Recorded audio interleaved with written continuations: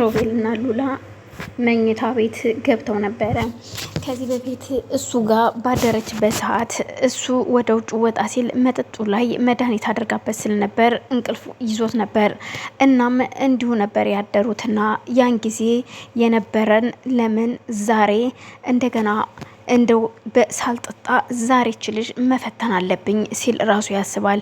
ከዛም በአጋጣሚ ሉላ ሳይደውልላት ነበር ወደ ቤቱ የመጣችው።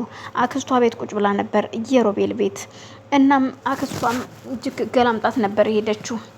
እናም ሁለቱም ቁጭ ብለው ቆይ አክስትየው ከሄደች በኋላ ቆይን የምለው አትስመኝም እንዴ ዛሬ ደግሞ ምነው አኮረፍከኝ ስትለው አይ የሚያስፈልግ አልመሰለኝም ዛሬ መሳሙ የት ነበርሽ ብሎ ሲጠይቃት ማለት የት ነበርሽ ቤት ነኛ የት ነበርኩኝ ስትለው ነው እቤት ነበርሽ የት ነበር የነበርሽው ብሎ ሲያፋጥጣት ማለት ምን ሆነ ነው ሮቤል እንዴ ምንድነው የምትለው ስትለው እሺ ለማንኛውም አሁን መኝታ ቤት ጠብቅሻለሁ እኔ ወደ መኝታ ቤት ይላትና ጥሏት ወደ መኝታ ቤት ይሄዳል።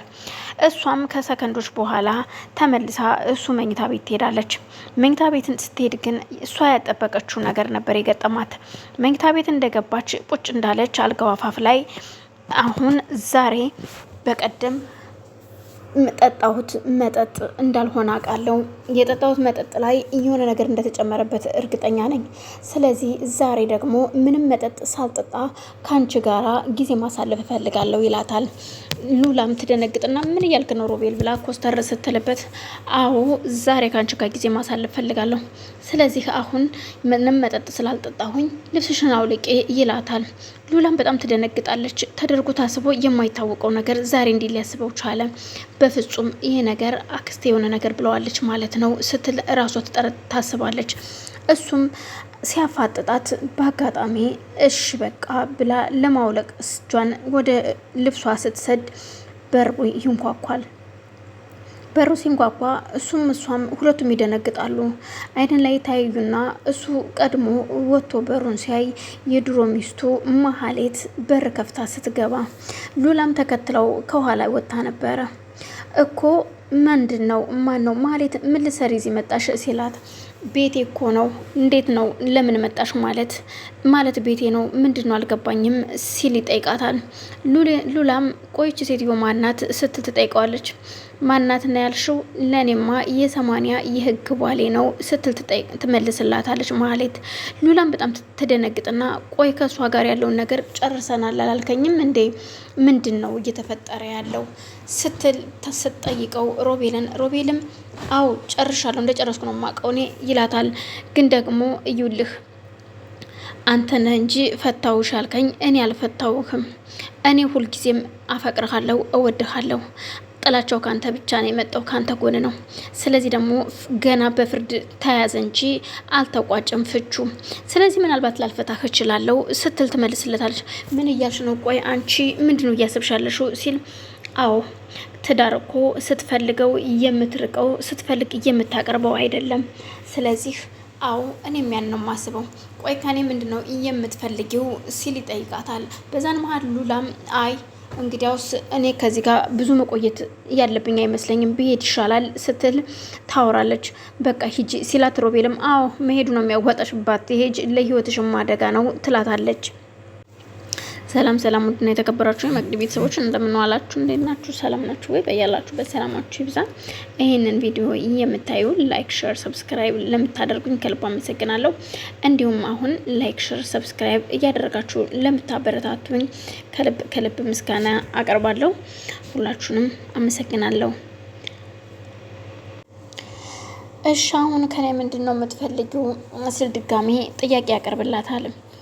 ማለትም ካንተ የምፈልገው ምንም አይደለም አንተንና አንተን ብቻ ነው የምፈልገው ባሌን ትዳሬን ስትል ትመልስለታለች። ይሄማ አይሆንም እኔ ደግሞ አልፈልግም በግድ አስረሽ ታኖሪኝ እንደሆነም አይሻለሁ አልፈልግሽም ካንቺ ጋር መኖር አልፈልግም። ለነገሩ አዎ ልክ ነህ እኔን እንደማትፈልገኝ ማወቅ የነበረብኝ ገና ፊትክን ስታዞርብኝ ነበረ። እኔ ግን ይሁን ብዬ ታግሼ ጠበቁህ ትለዋለች። እሱም እንደማይፈልጋት ትነግረዋለች። ሉላም ወደ ቤቷ ትሄድና አክስቷ ሳሎን ቁጭ ብላ ነበር። እንደገባሽ ቁጭ እንዳለች ቆይ ምን ሆነሽ ነው ደግሞ የተኮሳተርሽው ምንሽ የተናደርሽው ስትል ትጠይቃታለች። አንድ ነገር ልንገርሽ፣ እንዴት ነው ተስማማችሁ እንዴ ከሮቤል ጋራ ስለ ስራው ስትላት፣ አይ አልተስማማንም፣ እሱ ገና ብዙ ነገር ነው የሚያወራው እናቴ፣ አልተስማማንም ትላታለች። እንግዳውስ የሮቤል ሚስት መታለች ስትል ትደነግጣለች። አክስትዮ ተፋተናል አላለም እንዴ? ቆይ ምንድን ነው ስትላት፣ አላቅም ለእኔም እንደዛ ነው ያለኝ፣ ግን አሁን መታለች፣ እቤት ነው ያለችው፣ ጥያቸው ነው የመጣሁት ስትል ትጠይቃታለች። አክስትየዋ በጣም ትናደዳለች። ቆይ ምንድን ነው እየተካሄደ ያለው? አንቺን እኮ የሚያጎልብሽም ሆነ ምንም የሚያደርግሽ ነገር የለም፣ ግን ያው ታውቂያለሽ እኔ ነኝ የሚጎልብኝ፣ እኔ በጣም ወድጀው ነበር ስትላት በጣም ትናደድና ከቤት ወጣ ትሄዳለች።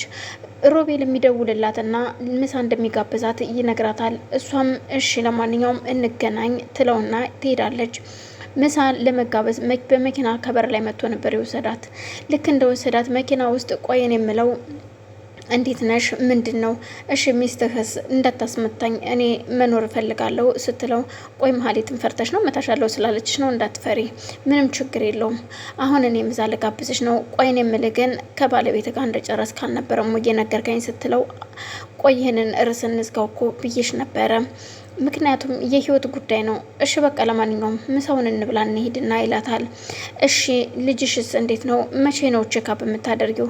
የራሳችንን እያወራን እኮ ስለ ጥንሱ ረሳ ነው አደል ሲላት፣ እኔ እናት ነኝ መቼም አረሳውም፣ ምናልባት አንተ ልትረሳው ትችላለህ ስትል ትመልስለታለች። በዛን ሰዓት ነበር እሱ ቅር ያለው። ሱራፌል መኪና ውስጥ ገብቶ ስለሞተው ልጅ ግራ ተጋብቷል። ቤዛም ሆነች ኩቻ ደንግጠዋል። ሁለቱም ሲነገራቸው የሚሆኑትን ነገር ነው ያጡት። ምን ማድረግ እንዳለብን አላቅም።